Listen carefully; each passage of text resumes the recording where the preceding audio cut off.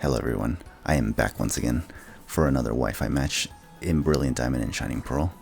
This is actually going to be the last one for this year because even if I had another one, I only have one day left before the new year, so I kind of wanted to just get this match covered before anything. So consequently, because of that, that means that I'm actually going to have to postpone my no death run for Serious M Advance, which was something I was hoping I could get to showcase this year, but it's looking like it's not going to be possible. So yeah, it is what it is.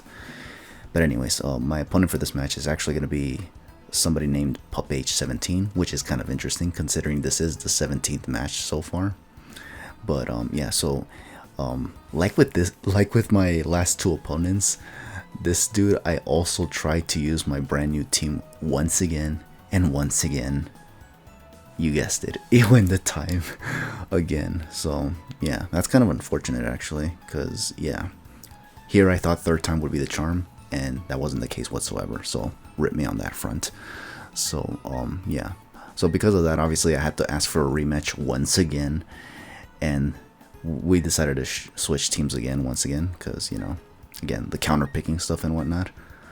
But yeah, so once again I'm gonna bring in another familiar team, although it's kind of a unique team still nonetheless. It's a kind of a mixed, like a OU mixed team type of thing, and my opponent seems to be also using something similar, so we're kind of even on that front. Well, kinda, because I think his mons are, some of his mons are lower tiered, but they are unique nonetheless. Because here we're gonna see right now, as you can see, he's gonna lead off with a Relicanth, which is pretty unique mon, honestly. I think it is on the lower tiers, the lower side of the tiers. Like, it's even lower than UU. But anyways, I lead off with Flygon, and here I'm actually, I do believe I'm gonna go for the what's it called, the U-turn. And the reason why is because this Relicanth, given that he led with it, it gave me the impression that he's probably gonna try to set up rocks, because why else would you lead with this, honestly? So I U-turn because while I could Earthquake it, I kind of just don't want him to set up rocks and then switch out, you know? So because of that, I was actually thinking, okay, you know what? If he wants to set up rocks, then I think it's only fair that I set up the playing field, like even up the playing field, you know? And send in Clefable so I can get the rocks up myself, since I think this Clefable is the one that has the rocks here. What he ends up doing instead is actually going for the double edge, so that way you know, I get some sort of damage, or he gets some sort of damage, damn it. So here I'm gonna go for the rocks nonetheless. I was thinking of going for the Moonblast, but I was just like, nah, let's just get the rocks up, because I wanted to get some damage on the Relicanth, because I know Relicanths can be kind of bulky, and I kind of was just afraid of not being able to dish out a lot of damage with my other mons. So yeah, the rocks it is. He ends up going for the head smash, which is scary just given the amount of damage he did right here with Clefable. Now personally, I feel like, yeah, I definitely lose this Clefable now, so I was just thinking, okay, if I lose Clefable, I have to make sure that I have something else ready for whatever he sends in right now, honestly. Because his team, according to my opponent, supposedly he kind of just put this team together, but it actually does look kind of scary for my team, actually. So I do have to still play my cards correctly. I gotta not let that kind of stuff, you know, get to me and make me think, oh, you know what, I'll probably play lenient or anything like that, because, you know, that's exactly what can cost me matches a lot of the time. So yeah. So here what I'm gonna do is actually go for the Moonblast, because I just figured I'm gonna lose this Clefable anyway. I surprisingly enough don't, because my opponent actually kind of plays it safe and tries to go for double edge, see if he can finish me off that way, but he actually ends up not doing so. So I think he should have gone for another head smash, but I think his problem was that he was gonna miss. But either way, I think he should have gone for it either way. I think that was the play. If you know it's going to take me out, then I think it's a risk worth fighting for, you know? Like, he should have actually gone for the risk, you know? Because now he does take unnecessary damage. He does finish off my Clefable. I actually went for another Moonblast in case he wanted to, like, switch out or something. Make whatever sends in, or whatever comes in, you know, take damage. Although he does have a Nidoking, so he probably could have just sent that in, honestly, if he really had the concern that, he would miss with the head smash. So yeah, it is what it is, honestly. Either way, he still took out my Clefable, but the Relicanth is now weakened, which is kind of good for me. But the Relicanth is still something to worry about because it hits really, really hard. So I need to make sure that whatever I send out now can just take it out once and for all. Now here I did have some concerns because given that it has Head Smash and with the Rock Hit ability, so that means it takes no recoil damage whatsoever. I had to be absolutely sure of what I wanted to send in. I ultimately ended up sending in the Flygon, so... Now, because I send in Flygon, he does have two mons that can kind of deal with this Flygon. That being the Mantine, and the other one being the Nido... No, not Nidoking, the Tangrowth. Yeah, the Tangrowth. Because it resists Earthquake, and Mantine's immune to Earthquake. So I could really only go for Dragon Claw right here. I really wanted to go for the Earthquake to finish off the Relicanth, but yeah, I kind of just had the anticipation that he was going to send in one of those two mons, and he ended up sending in the Tangrowth. So I do go for Dragon Claw, which I guess is nice, honestly, because if I went for Earthquake, then that would have just done nothing. But what I can do right here is that I can get some damage, and then go for U-turn. Sure, he can regenerate with this Tangrowth, but that's the thing, it'll pressure him to do so, because if he sticks around for too long, then he's just going to get withered down even more, and then eventually lose the Tangrowth. And I don't think that's in his interest. So yeah, I'm just going to go for the U-turn right here. My opponent's probably thinking this as well, that I am going to U-turn, and he's probably just thinking of what he wants to go for in the process. I know these things can go for knockoff, they can go for Earthquake, they can go for Sludge Bomb. They have a lot of coverage. I even mentioned this in my last match, that Tangrowths do have a lot of coverage. So what I'm going to do right here is actually go into Arcanine, just to get the Intimidate off, on the off chance he does actually predict my Arcanine to come in and go for Earthquake. That way I can actually take the hits as well after the Intimidate. So here he's going to go for Knockoff and knock off my Choice Band, which is unfortunate because now my Arcanine's not going to hit anything that resists hard for damage, which is, you know, in the form of Flare Blitz. Like if he sends in the Starmie or the Mantine, Banded Flare Blitz won't do anything now. Well, yeah, it's not going to do anything without the ban, is what I was trying to say. So because of this, obviously, now I have to determine whether I want to just go for the Flare Blitz or actually try to predict them, obviously. And I actually go with the latter. I actually try to predict them going into either the Mantine or the Starmie even. But he actually just sacks the Relicanth. I guess that's a middle ground play. Like I think he might have actually anticipated me to go for the Crunch, but he also didn't want to risk it, so he didn't want to send in Starmie or Mantine, since those two mons can deal with Arcanine pretty decently. Now speaking of Starmie, he is going to bring it out right here, and this thing is kind of threatening because it's faster than a lot of stuff on my team. It speed ties with Raikou, so if it wins the speed tie and my Raikou is weakened, that could put me in a really tight situation, as I'll have limited options to deal with Starmie. Like anything that deals with Starmie has to take some damage before it dishes out any damage. So yeah, it is a problem. So here, I think right here I was thinking of sending in either Raikou or Tangrowth. But again, I just had to consider, like, you know, what I need. Like, I had to consider my options here, because I was forced to switch out, because I didn't want to stay in with Arcanine. I ultimately ended up doing one of my least favorite things to do, honestly, and that was to attempt to sack Sharpedo, because it did seem like Sharpedo was going to be the more disposable mon in this team, unfortunately, because he does have the Hitmontop, which, you know, if Sharpedo does anything, the Hitmontop just comes in and Mac punches. So yeah, it was kind of a difficult decision for me to make personally.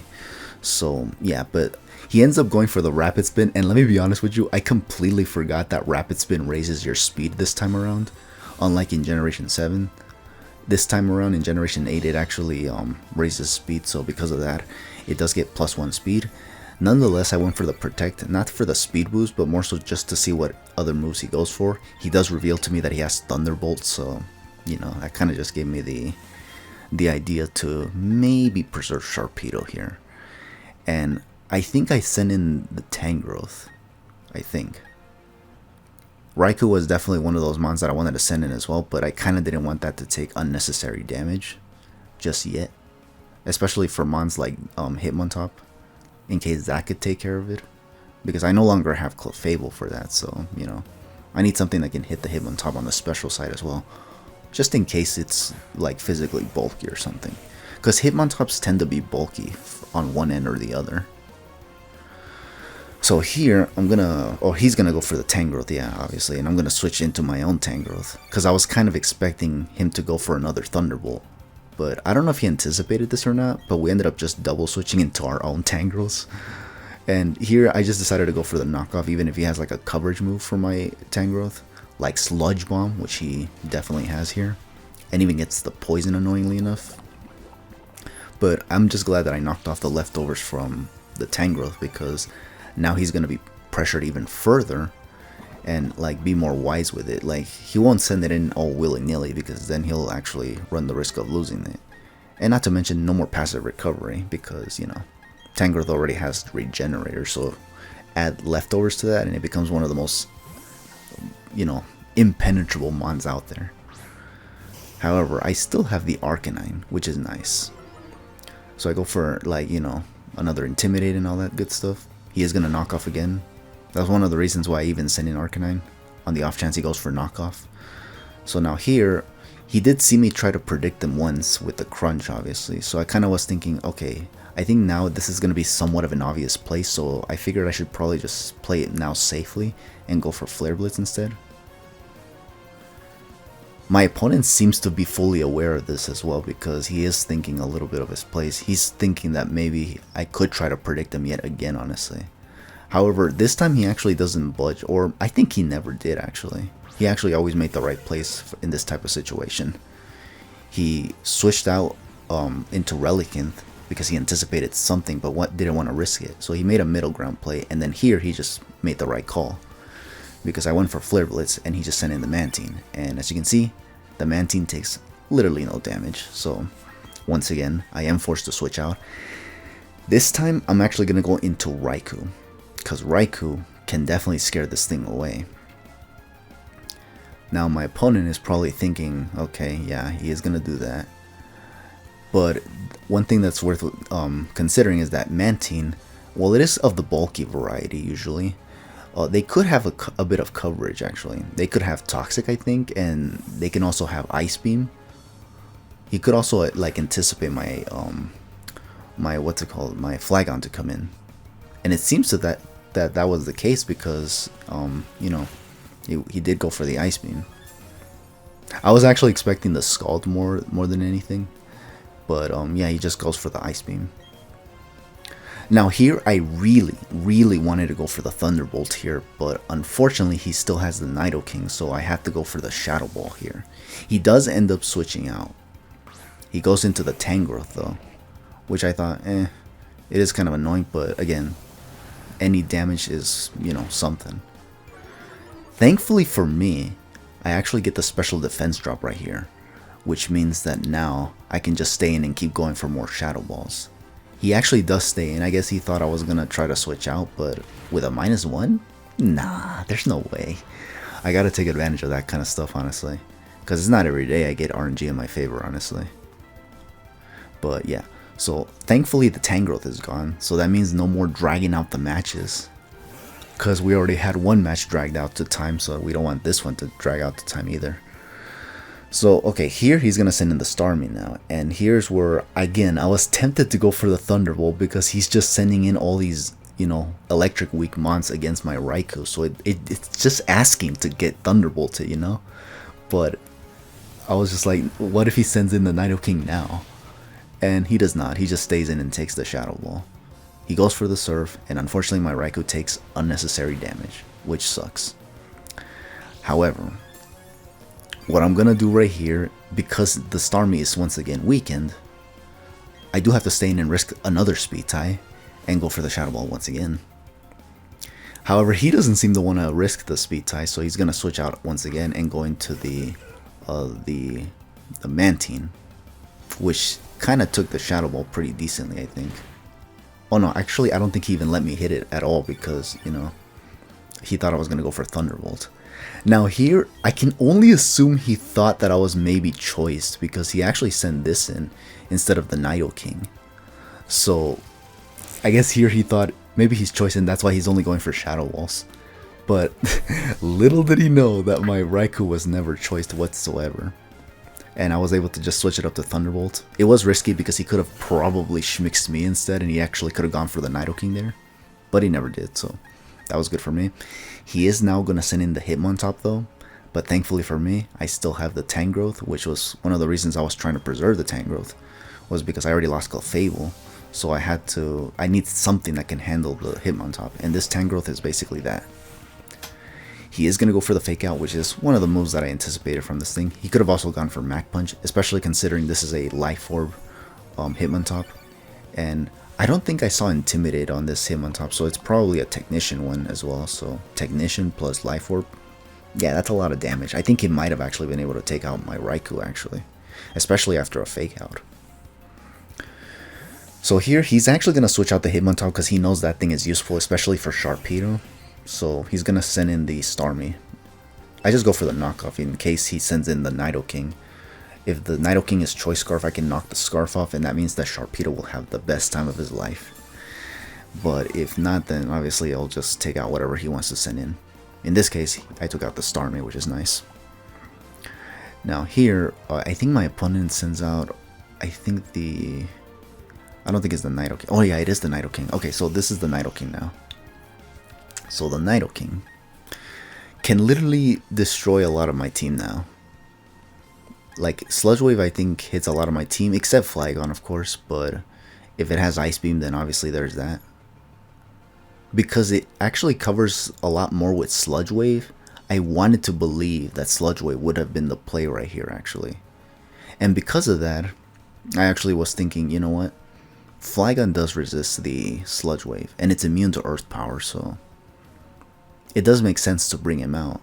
I was aware that Nidokings can have Ice Beam. I think I even have Ice Beam on my own Nidoking. I think if you saw in my last match, that he actually does have Ice Beam as a coverage move. So I was just thinking, okay, I think I have to risk it because I kind of don't want to lose Tangrowth yet, as long as that Hitmontop is around. So I had to switch it out here one way or another. If he makes the right call, he makes the right call. But I think this is what I have to do here. As you can see, he does end up turning out to have the Ice Beam, so I do lose Flygon, unfortunately. Because this Flygon could have probably put in work, probably. Not really sure. But yeah, so now here, this is what gave me the idea of sending in Sharpedo. Because if this Nidoking is choiced, be it Scarf or Specs, that means that he will have to switch out now, because Ice Beam Sharpedo can definitely take, even though it's coming from a mon with possibly Sheer Force, because again, you know, Sharpedo resists Ice Beam. If it was Sludge Wave, then yeah, Sharpedo goes down for sure. But here, if he's choiced, he'd be locked into Ice Beam, so he would have to switch out, and that's exactly what he does. So that means that he might have been choiced. Again, I don't know if Specs or Scarf, but what matters is that Sharpedo gets to do something because of that. He gets to dish out a lot of damage on this Hitmontop, which means that now that the Hitmontop is weakened, I can send in something else to possibly finish it off, so that Sharpedo is still safe. It's crazy to me that Sharpedo was intended to just be a sacked mon, and right now he's kind of putting in the work. He's kind of pressuring my opponent right now. Here I'm forced to send in the Tangrowth once again, because again, this Tangrowth was meant to handle the Hitmontop now that I lost the Clefable. He does end up trying to go for the Mach Punch on my Sharpedo, which is kind of one of the reasons why I was willing to sack Sharpedo earlier, is because I know that Hitmontop is usually an inconvenience. Sharpedo can do something, and then the Hitmontop comes in and just threatens my Sharpedo out. It just kind of looked like an unfavorable situation overall. But boy was I surprised here. Okay, so the Hitmontop is still alive, obviously. So I was just trying to see what I wanted to do here. If I wanted to Giga Drain or Knockoff. I ultimately went for the Knockoff because I figured his only other mon is Nidoking at this point. And I needed to just make sure that I knew what I was doing afterwards with what's left of my team. I wanted to see if I, on the off chance, lose Sharpedo, if there was something else I could actually do. But from the looks of it, I don't think so. Well, maybe Arcanine could actually E-Speed a little bit for damage. Because, yeah, we still don't know if this Nidoking was ever Scarfed or not. It might have been Specs, I don't know, because I think if it was Scarfed, I think he could have sent it in against my Raikou earlier. I forgot like where, but there was a moment where I felt like he could have just brought it in, and he just never did. But either way, I went for Knockoff. He stayed with the Hitmontop, and yeah, here the reason why I went for Knockoff, by the way, is just on the off chance the Nidoking decides like to come in out of nowhere for whatever reason. I could knock off the Choice Scarf and then I wouldn't even have to go for Protect with Sharpedo. But he ended up just letting the Hitmontop go down, thankfully, because that means that Sharpedo can now just come in right here. He does go for the Sludge Wave, which does handle the rest of my team. So obviously I have to just send in Sharpedo here and go for the Protect. So that guarantees that I outspeed this thing if this thing is to be scarfed. Because I don't want to risk any like potential like surprises, you know, like I don't want to risk this thing you know, being scarfed, because he could be Specs as well, but I just didn't want to risk it being scarfed as well. So yeah, that's gonna be the whole match. Once again, it's actually kind of cool that for this final match of the year, that Sharpedo comes back to, you know, give one last show, you know, basically, because, you know, it's very difficult to use Sharpedo here, and with 60 seconds to spare too, honestly, which is kind of crazy. It's kind of crazy that this match was actually about to go to time as well, but thankfully we were able to barely squeeze this match in. And thankfully we won it, and with Sharpedo on top of that, so yeah, that's amazing, honestly. But yeah, so we won the match, which is nice. Also, shoutouts to all the people that I actually played against this year for this game, honestly, because considering it's 2024 and Scarlet and Violet has been out for 2 years now, I'm actually impressed that anybody still plays this game, honestly. And I appreciate that, honestly, because nowadays I actually don't do a lot of matches because I kind of just don't expect people to be looking for them. But do know that when people look for Wi-Fi matches for Brilliant Diamond and Shining Pearl, or even Sword and Shield, I am willing to do it, obviously. That's usually why I even get these matches at all, honestly. It's just because I see somebody actually looking for them, so I'm just like letting them know that I'm available for that, honestly. Or even when I'm not available, that they can always communicate with me to actually, you know, make an arrangement for a match and all that good stuff. So yeah, with all that said, okay, so I don't know, I wanted to say something, but I'm not sure what it was. I think I already said that because of this match that I'm showcasing before the end of the year, that I do have to postpone my no death run for Serious Sam Advance.